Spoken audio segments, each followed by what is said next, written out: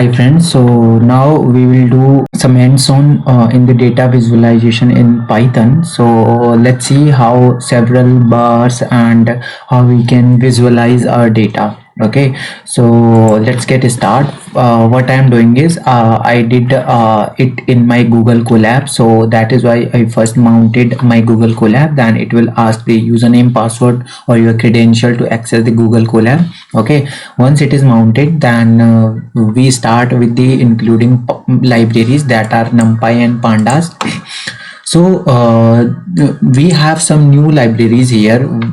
These are Matplotlib and Seaborn. So these are nothing but used for data visualization, where in Matplot we use PyPlots, and Seaborn is also provide various method to visualize our data in different types. So one more thing, to get the graphs or display the actual graph, we use the matplotlib inline that tell Python to actually display the graph. Okay, not only description. So we have a data set here, that is automobile CSV. I'll also provide it in the description, and I'm accessing the top 5 rows in the data set. So this is my data set looks like. I have symboling, normalized losses, make, fuel type. This is nothing but a data set on the automobile. Okay, so all the related information would be there.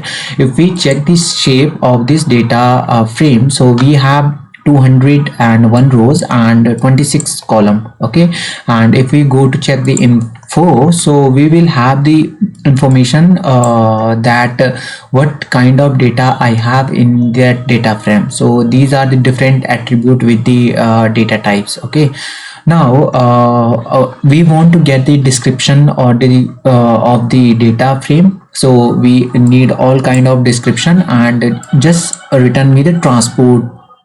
So it will return the transpose in the description format. Okay, so here we can see what it is saying. The car price ranges from this much to this much unit. Okay, the car weight ranges from this much to this much unit, and the most common car make the data of Toyota.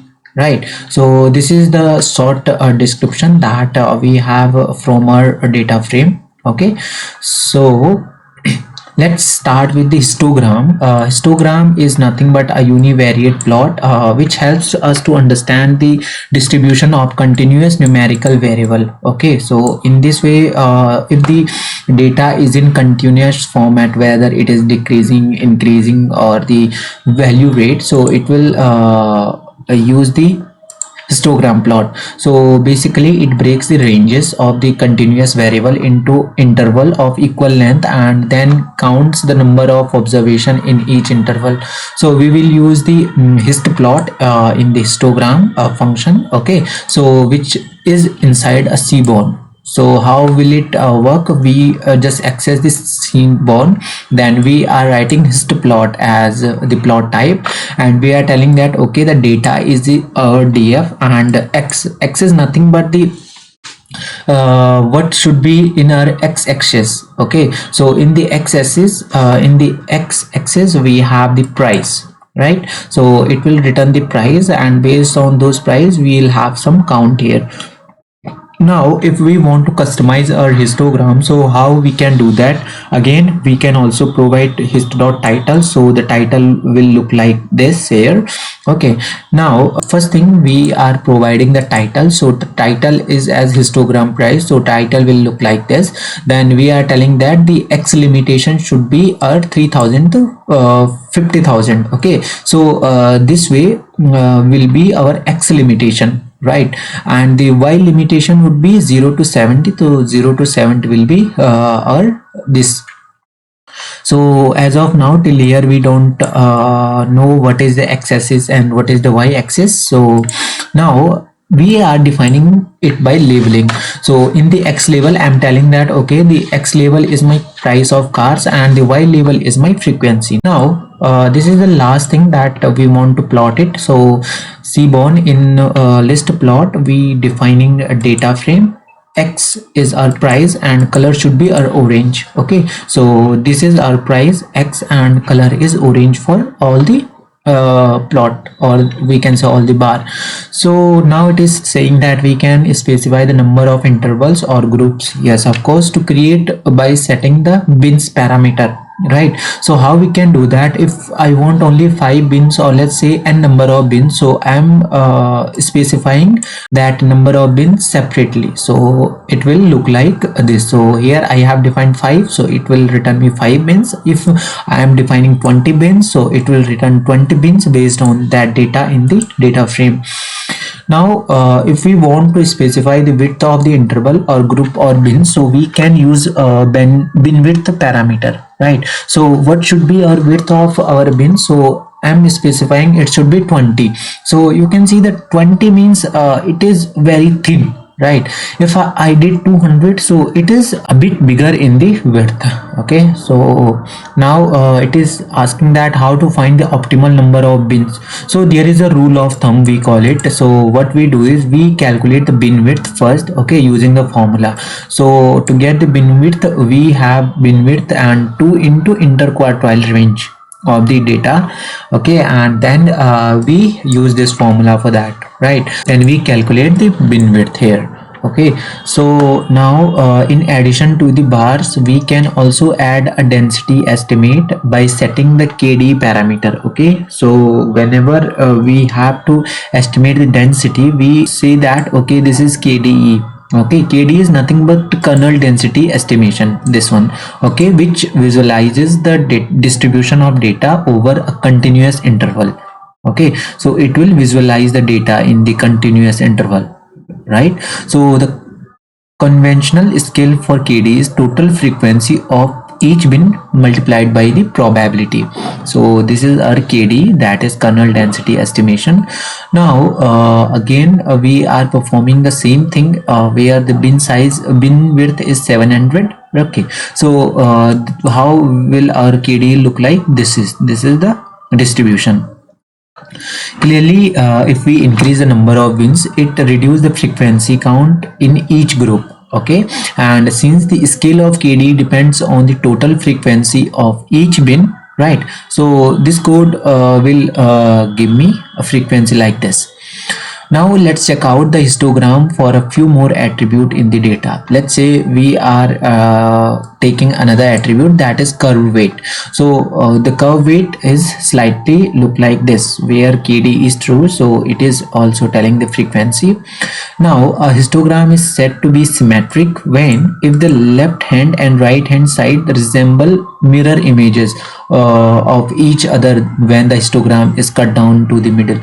So here we can see that if the symmetric graph means if we have a graph like this curve, okay, so we will have a midpoint, and left hand side and right hand side will be the equal number of bin, we can say, in this context. Okay, so here we can say till here we have more or less a symmetric kind of matrix. Okay, so what we are using here, we are accessing horsepower, and again KD is true. So the tallest cluster of bar, that is peak in a histogram, represent modes of the data, and a histogram skewed to the right has a large number of occurrence on the left side of the plot and a few on the right side of the plot. So similarly, a histogram skewed to the left has a large number of occurrences on the right side of the plot and few on the left side of the plot. So histograms are intuitive, but it is hardly a good choice when we want to compare the distribution of several groups. For example, SNS histplot data DF. For example, we are saying here that just use the DF in the histplot. X should be our price, and U is nothing but our body style. So this, in this base, it will define the U, okay, where the KD is also true. So it will distribute them with different colors for each values. It might be better to use subplots. Yeah, subplot will describe our data more perfectly. So let's say we are accessing Seaborn and we are telling that facet grid. So in the facet grid, we are passing our data frame, column is our body style. Now we are mapping this G, or G is nothing but our facet grid, right? So the Gmap SNS has to plot. So in the Gmap, we are passing that SNS histplot should be our histogram, right? And on the basis of prices. So in this way, we will get the histoplot of all these individual no U. So this is for convertible, this is for hatchback, this is for sedan, this is for wagon, and this is for hardtop. Okay, so in such case we can use box plot as well. So let's see what next is box plot, or we can say a box and whisker plot, right? It shows the distribution of numerical data and skewness through displaying the data quartile. So here the quartile is very important thing that we have. It is nothing but the interquartile range. So we'll see that what exactly is. It is also called 5-number summary plot. Okay, yeah, where the 5-number summary include minimum value, first quartile, median, third quartile, and the maximum value. So I hope you remember last time we used describe function. So describe function provide description, right? So this is that is also include the 5-number summary. So the box plot function of seaborn can be used to create box plot. Okay, so here we have one image of the box plot. This is how I will access this image, okay, and print that. So this is my box plot. This is our Q1, that is first quartile, then medium, or we can say uh, interquartile, and that is last quartile range. So this is nothing but 25%, this is 50th percent, and this is 75th percent of the data. Now beyond that we have minimum value and maximum value, and outside of these minimum and maximum, if there is any data, that is known as outliers. Okay, so let's plot the interquartile range in the box plot. So we will use the box plot like this, and the box plot should be based on the curve weight, which is in DF data frame. So this is our box plot: first quartile, second quartile, and third quartile. This is maxima, this is minima, and this is nothing but the outlier here. So this is more customized, where again we have passed the title, the X limit and the Y limit. Okay, the X label is horsepower, okay, and the access style is white geared, right? This is the style, and the color we are passing is green. So this way it will return me a beautiful box plot. So in a box plot, when the median is closer to the left of the box and whisker is shorter in the left end of the box, okay, this one, so we can say the distribution is positively skewed, or we can say the right skewed. Okay, similarly, when the median is no skewed towards right, or we can say the whisker is shorter on the right end of the box, so we can say the distribution is negatively skewed, which is nothing but skewed left skewed. So let's say what is the skewed. So in this example we can see that our median is closer to our Q1, that is our left side, and it is wider to Q3, so that means it is right skewed. So right skewed is nothing but our positively skewed. Okay, and if we talk about this, if the median is closer to Q3, or there is less space towards right hand side, so this means it is left skewed or negatively skewed. For example, let's say we have a box plot in the DF and we are accessing the price. So here we can see our median, this one is closer to our left hand side. Okay, so what we'll say that it is right skewed, that means it is positively skewed, yeah, according to this.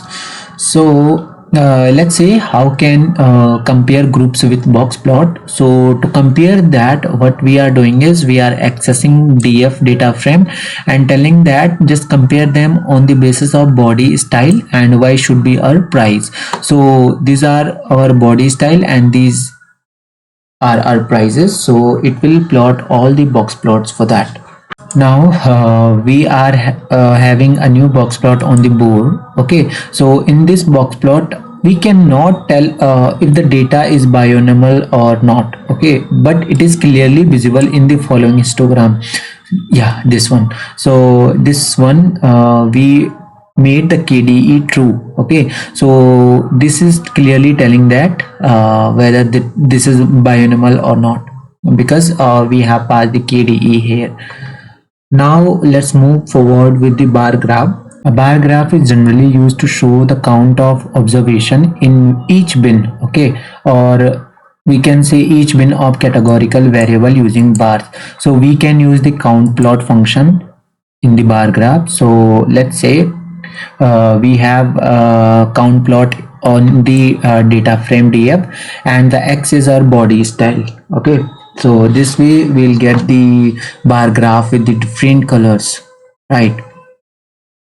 We can also make the plot more general by specifying the u parameter, of course, to display the counts of subplot. So again we are passing u as a fuel type, so this is our u saturation, right? So this time you can see the texture has been changed with different colors.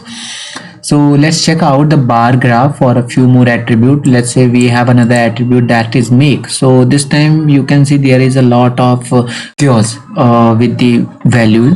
So it is just because we will have to manage it properly. But if we make a bigger bar graph, so it will look very nice.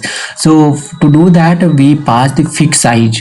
Okay, the fixed size is nothing but the height and width, right? And again we are plotting the same in the make for variable. So this time it will return me like this. So some of the tick mark on the axis are overlapping with each other. Okay, you can see here, and let's rate the tick mark to make it look better. So this way we can see here we converted them into horizontally. So what we did is we just defined the size of the figure, that is 20 by 7. Then we are telling that the count plot should be on make, and this is our x ticks. So x ticks means the heading of all the bar is now rotated on the 90%. So if we rotate them, so it will look like the this percentage. We can also make them 75%, we can also make them 60%, anything that we want. Now you can see that before getting the count plot here, what we are getting is this kind of text. Okay, so in order to remove this or to get only the graph, we will use the atlas plt.show. So this will ensure that the plot is displayed without the text like this, right? So here are some common way to customize our bar plot. Also, again we are defining the fixed size, we are defining the title, while limits. Okay, the count plot that is based on df, the x variable is our engine type, and the u is our fuel type, whether it is gasoil or diesel. Then we are defining the x label as engine type, so it will look like this.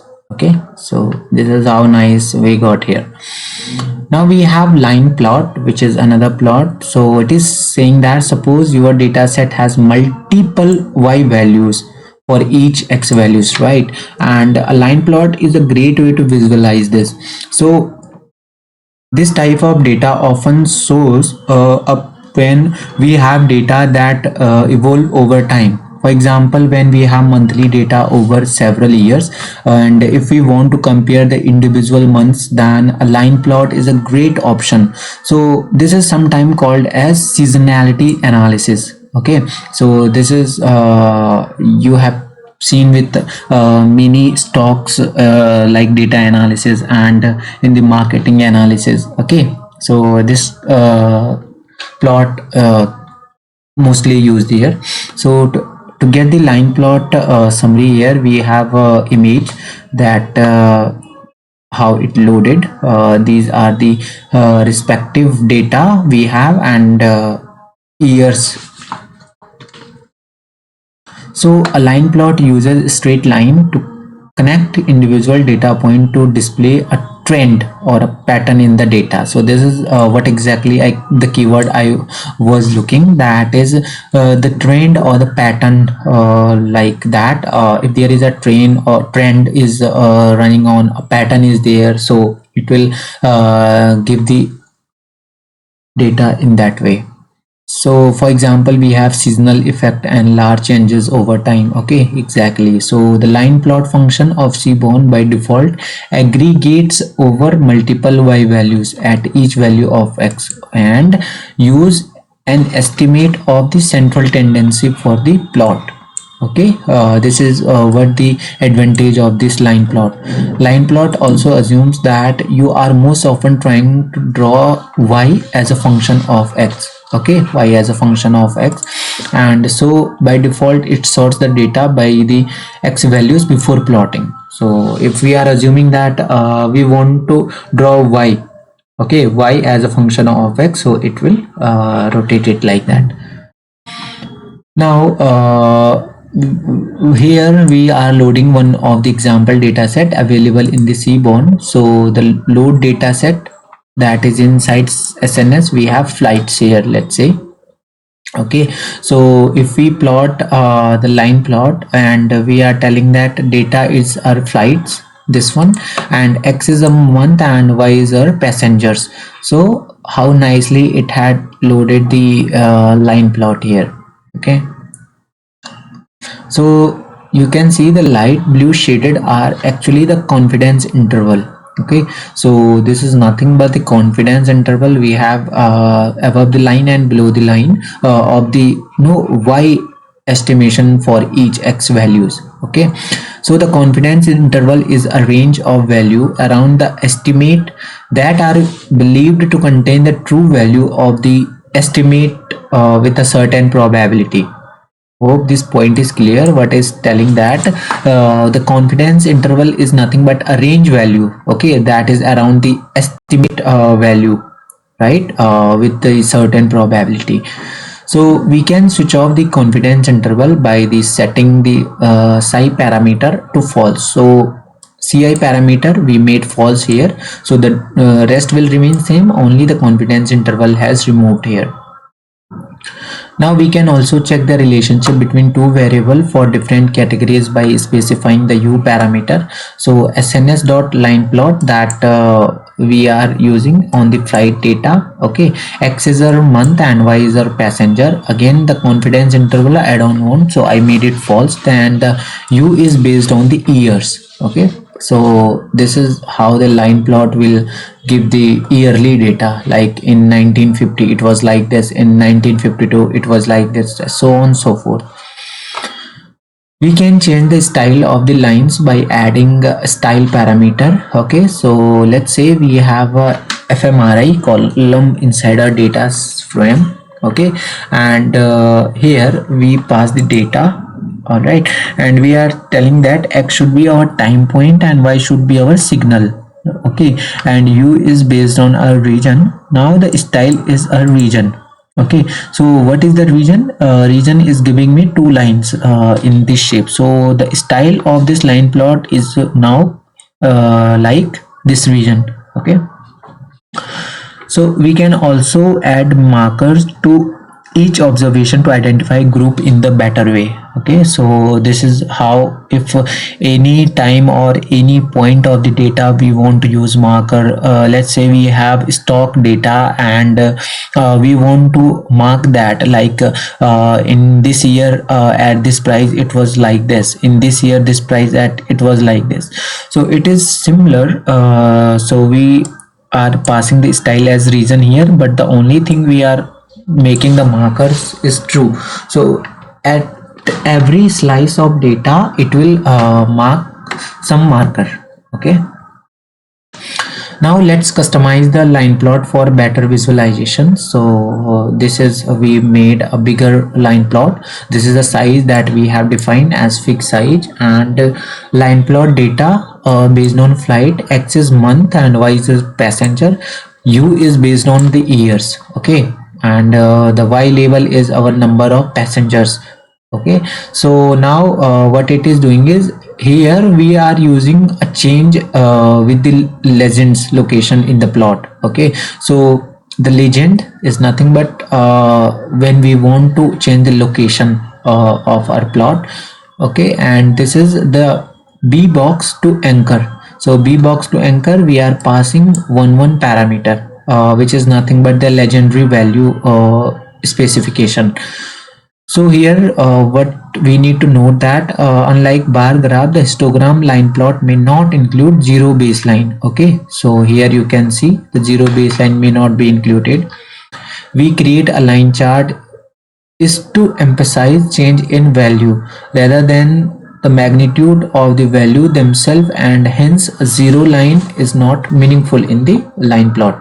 Next plot we have is the scatter plot. So sometime we want to know if two variable mean something when put together, whether a small change in one variable affects the other variable. In such case, plotting a scatter plot or scatter diagram with a data point, okay, that can help us to check whether there is a potential relationship between them or not. So a scatter plot is the simplest mode of a diagrammatic representation of two variables. Okay, this is what the scatter plot is. It takes two perpendicular axes, let's say x and y, okay, for respective axes. Now unlike the line plot, it directly plot each pair of value as point on the 2D space. Okay, so this is like our scatter plot looks, and which is inside the Seaborn library, right? We access the scatter plot and then defining the data as df. So x is our engine size and y is our horsepower. So this will return me the horsepower of the scatter plot in y column. We can also check the relationship between two variables for different categories by specifying the u parameter. Okay, so here scatter plot will take the values as a data frame, and as x-axis it is taking engine size, and y-axis again the another column where the u is based on our fuel type. So the scatter plot is now distributed with two different categories, that is gas oil and diesel. So here again we can assign the same variable as u to another parameter which will vary the marker and create a more readable scatter plot. So here we made the design slightly different, where the scatter plot is again taking the data frame, and x is our engine size and y is another parameter, where again the fuel type is as u. Okay, and the style is now our fuel type. So this has changed with the asterisk mark. So here this is scattered from here. So here we can see the correlation. Again, the correlation is nothing but association. More precisely, it expresses the extent to which two variables change together at a content rate. So in a scatter plot, when the y variable tends to increase as the x variable increases, so we say the positive correlation. But when the y variable tends to decrease as the x variable increase, that is nothing but the negative correlation. And when there is the point on the scatter plot seem to be scattered randomly, so we say there is no correlations between the variables. Let's check the relationship. So here we can see that we are defining x as curve weight and y as engine size. So here we can see the variable is positively correlated. This is the positively correlated. Why? Because here you can see the y variable tends to increase. Okay, so x is our variable that is also increasing as the graph increase, and y is also increasing. So if the graph is like this, okay, so that means there is a positive correlation. But if you can see that here it is randomly scattered, so there is no correlation. And if there is a case when we have a graph like this, okay, from here to here, that would be our negative correlation. So here few things are to be noted, that a strongly correlation will have data points closer together, right? While a weak correlation will have data points that are further apart. So we cannot measure the relationship quantitatively using a scatter plot. So it just gives as a expression for the relative changes between the variable. So we can see from the scatter plot of engine size versus horsepower that there is a positive correlation between the two variable. Now we want to measure the relationship between these two variable quantitatively and try to predict the horsepower. So based on engine size, this can be easily done by fitting a linear plot or linear model. So here come the seaborn, that is IMplot, right? So that is a function which help in that. So here you can see that the I am using the IMplot. Again we pass the data df and the respective column or respective axis that we want. So along with the correlation, it has defined a line here, so which is nothing but a linear model with the confidence interval for the our fitted model. Okay, we can also check the relationship between two variables for different categories by specifying the u parameter. So here we are defining again x and y in the plot, and the u is our fuel type and our confidence interval is not true. Okay, so here you can see it scattered in two categories, one for our gas fuel and another one for our diesel. Now we can also disable the 95% confidence interval and just keep the regression model fit by setting the confidence interval parameter to false. So to do that, we just simply pass the confidence interval as false. Okay. Now we can also plot the label of the third variable across different plot. How can we do that? Let's say we have a third variable that is column fuel type. Okay, so this is what our x-axis, y-axis, and the third variable is now our fuel type. So this is for gas fuel and this is for diesel. So now both are separately plotted. Let's check out the relationship between a few more variable using AIML. So let's say again I am working with three variable, and if the confidence interval is false, so this time other variable is number of doors. So with that the graph has been plotted in a different shape where the relation is positive correlation. Okay, but if the that is with the two variable and our confidence interval is false, again this is growing but very far with our central line. So till here we have seen that histograms help us understand the distribution of individual variables, and scatter plot help us identify the relationship between two variables, right? So while we can view and analyze these plots separately, having them together in a single visualization that would allow us to capture a lot more information in the concise manner. Okay, so that is where a joint plot comes into picture. Now what is the joint plot? So that helps quickly visualize the bivariate and univariate profile on the same plot. Okay, so this is how the box plot this is how the joint plot look like. So it comprises three plots. One display the relationship between two variable. Okay, so this is the relationship, while the other two show the individual distribution of each variable in the margin. This is what I'm talking about. So the joint plot again comes into Seaborn library. Okay, so we access as joint plot, passing the data frame x as engine name and y as horsepower. Okay, so if I made a joint plot, so here these are the two individual distribution of each variables. So by default, JointPlot creates a scatter plot to show the relationship between two variable, and individual histogram are created in x-axis and y-axis margin for each the variables. So one of the drawback of scatter plot is that the overlapping points. Yeah, when we have large volume of data to plot, the data point in the plot overlap with each other. Okay, they can overlap and making it difficult to interpret the data.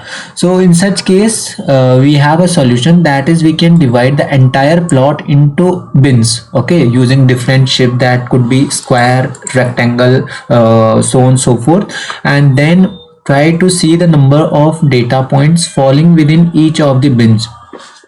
So Seaborn's joint plot provides a hex kind of plot, that is hexagonal. Okay, and how we can use that? Just kind in the kind we will provide the hex. So it actually split the plotting window into several hexagons, and the color of each hexagons denotes the number of data points in it. So here you can see that each number have been denoted as hexagons. So to access that, we use joint plot, passing the data frame. X is now our engine size and Y is again horsepower. Here I have defined hex as kind. Okay, and I'm adding a separate axis including the color scale. Okay, so as dark as the color scale would be, it will denoted the data here. We can also create a KDE plot by setting kind equal to KDE. So KDE, again the joint plot also uses color to determine where observation are the most dense. Okay, so it creates a continuous plot using probability of new data should be introduced. So this is my joint plot again. Data is my DF, X is my engine size and Y is horsepower. Kind is now my KDE. So I'm telling this fill to true, so all the points will be filled together. Okay, so this is dense here. Now let's check out the joint plot for a few more attribute in the data. If I'm passing kind equal to regular, right, so we can use the joint point to find the best line or curve that fit with the plot. So joint plot is on my DF. Okay, X is price, Y is city MPG, kind equal to regular. So this is now my joint plot will look like. So here you can see that the kind regular make the symmetric line with these graph, and this is my fit lines. Now we have one more interesting plot, that is violin plot. So violin plot allows us to visualize the distribution of the numeric variable for several groups. So it is similar to box plot, okay, but with a rotated plot on each side, giving more information about the density estimate on the y-axis. Okay, here. So why the violin plot function of Seaborn can be used to make violin plot, we simply access it by the violin plot, that is data DF and X is our horsepower in this case. So the white dot in the plot represent the median. Okay, the thick gray bar in the center, that is this, represent the interquartile range. This one the first quartile, second quartile, third quartile. Okay, and the wider section of the violin plot represent the higher probability of the Skinner section, that represent the lower probability for the given value. We can get a vertical plot by setting orient parameter to V and assigning a numeric variable to the y-axis. So here violin plot as this data DF, X equal to fuel type. Okay, this should be our fuel type, Y will be our horsepower, and orient is now our V. So this is now vertically aligned. Let's check out the violin plots for the few more attributes. So if I have X as engine size and Y as fuel type, so this time the shape has been changed because the data column has been changed, and Seaborn has 6 variation that are deep, muted, pastel, bright, dark, colorblind. Okay, so let's say we want to pass the platy as bright, and these are our body style and engine size as parameters. So it will look like this. right, with all the body style and engine size. If our platy is color blind, so it will look like this with the engine location and price different variable. Okay, so histogram and the other distribution plot are typically preferred for larger data set. When we have a small data set and we want to visualize the frequency distribution, a strip plot can be used. So a strip plot is basically a scatter plot that differentiate different categories.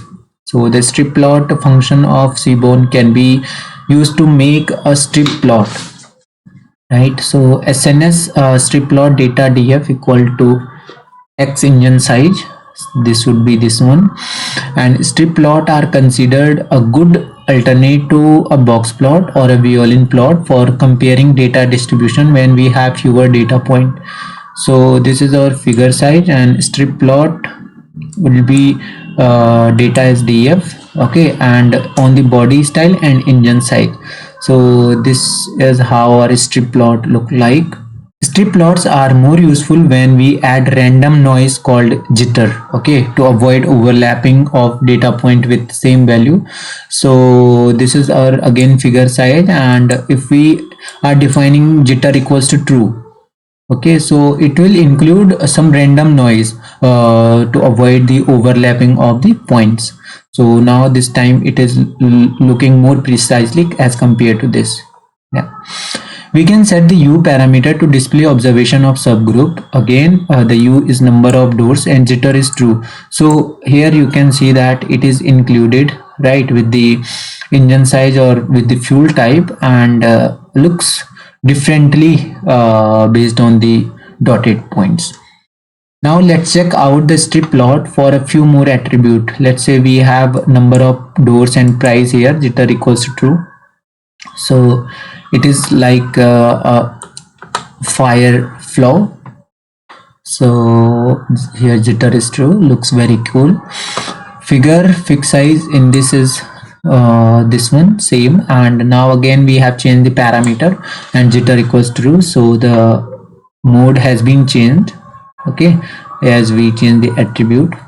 So in a strip plot, dots are randomly arranged in vertical direction, which means we cannot use the width of estimate distribution. So this can be easily done by Swanplot. A Swanplot is very similar to the strip plot, but it avoid overlapping of point. Here you can see the Swanplot function of Seaborn can be used to create such graph for categorical variable. So if I have any graph of categorical variables, this will make sense. In a Swanplot, the dots are arranged in a no the vertical column. So here you can see, and so we can estimate distribution of our data by looking at the width of the plot. Right, we can add the U parameter to Swanplot and separate the categories. So these are our attribute, and the U is number of doors. So if it is 2, 4, so it will distribute them accordingly. We can split the two products, setting the dodge argument to true. So now what is the dodge argument? Here we are setting the setting of these products because we are splitting them. So 2 if it is 2, if it is 4, so with the gas this will look like this, with the diesel if it will look like this. Now we have another kind of plot, that is Catplot. It function provide a new framework giving access to several type of plots that show relationship between numerical variable and one or more categorical variable. So Catplot basically supports 8 different plot, including strip plot, Swanplot, box plot, and more, with the default kind being strip. So this is what our Catplot, again taking the data frame, we are passing x and y, okay, so it will look like this. We can also set the kind again as point to create a point plot using a Catplot. So now it will make a point with all those parameters, that is body style and horsepower. In our case, U is based on our fuel type. So if the kind is point, so it will point all the gas first, and after that all the bezels. Catplot is very useful to draw categorical plot, as the name suggests, into a facet grid, okay, by assigning a third variable to the column parameter. So here we are taking one more variable, that is a drive wheel, okay, and the u is based on a number of doors and platy is pastel. So here you can see that based on this we have drawn the categorical variable. So all for the 3, rewind, forward and 4wd, okay, so number of doors here. Now let's check out the catplot function for a few more attribute in the data, okay. So I'm checking with the different uh, attribute now. So this will look like this. So the main aim of mine was to introduce you with the different type of visualization plot. I have made this sheet ready before. Now I'm just going with it thoroughly. Now I'm just going to now I just now I'm just introducing you with this, okay. So again you can see that I'm checking with a different attribute, but the platy is now muted, so it has changed the complete layout. Yeah, now the most important thing, even we have used many times this, that is pair plot, which show a relationship between numeric variable for each pair of the column in the data set. Basically it creates a grid axis, okay. So this you can see that, and that each variable in the data will be shared in the y-axis, okay, across a single row in the x-axis here, and with a single column. So pair plot function of a seaborn can be used to create such plot. So here we will get the pair plot for each column, this one, this one, this one. So we are passing the column here, right, from the data frame. So it will return me a very beautiful pair plot with this. So these you can see the diagonals are there and non-diagonals plots are there. We can add the u parameter in the pair plot to create a semantic mapping, okay, because it changes the default marginal plot to a layered kd plot. So this time we have changed with the different u, okay. So based on the u, that is number of doors, it has been differentiated. Now we can also set the corner true. What it will do is it will plot only the lower triangle of the pair plot. So this is the diagonal and this is the lower triangle, okay. So if the corner is here true, so it will give me the lower triangle only here. Heat map, yeah, heat map is also the graphical representation of our colored matrix, we can say, and it is great way to representing the correlation for each pair of column in the data, right. So the heat map function again comes into seaborn, okay. So in this heat map we are passing the df curve weight, and these are the column that I want to make a seam map, and the relation is our correlation. So the correlation function I have taken here, so it will return me the correlation, okay. And if the a naught is true and c bar is false here, so it is also giving me the each numeric value for each cell, okay. So here the we can set the a naught parameter to true for displaying the numeric value for each cell, right. And to remove the color bar, the c bar parameter can be set. So here you can see the color code has also been changed for every cell. Now we can apply a different color map with the cmap parameter for better visual appeal, okay. So here you can see that the cmap is I have given y1 gnbu. So to make a better visual, it is make a slightly light colors. Now Plotly is also open one source Python graphing library that we can use for building beautiful and interactive visualization. I'll see if there is anything interesting about Plotly. I'll have to show you. I'll definitely come with that. Okay. So basically we will install Plotly here, and we can import as Express. So in the Express we'll get all the Plotly beautiful graphs here. So let's say we have one example here. This is I am showing that plotly plot as histogram and based on the price. Let's say let me plot this. So I'm running this, so it should plot me the histogram of the plotly. So here you can see that it will give me a graph like a digital graph. Okay, I can select that. Okay, if I want to select, if I want to go back, sorry. So this is the zoom in, zoom out, and different functionality here. So if zoom out, it will return me the actual graph.